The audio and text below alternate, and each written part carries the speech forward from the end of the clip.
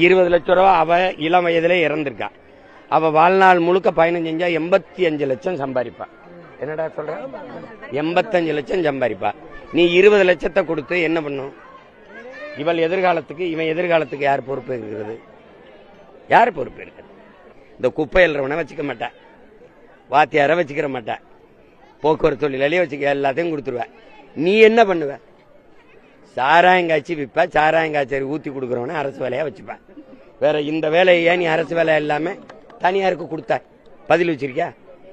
எல்லாத்தையுமே உன்னால நிர்வகிக்க முடியாதுன்னு தனியார்ட்ட கொடுத்து கல்வி, மருத்துவம், போக்குவரத்து, மின் உற்பத்தி, விநியோகம், குடிநீர் விநியோகம், சாலை ஓடுதல், பராமரித்தல், எல்லாத்தையுமே நீ தனியாருக்கு கொடுத்துட்டீங்கன்னா இந்த குப்பையில் தூய்மைப்படுத்துற தூய்மை பணியாளர் எல்லாம் எந்த வேலையை நீ செய்வ? எதுக்கு ஒரு அரசு இதுக்கு வெக்கம் மயிர் இல்லாம பல லட்சம் கோடியை கொட்டி தேர்தல், அதுக்கு ஒரு முதல்வர், அதுக்கு பல அமைச்சர், எதுக்கு சொல்?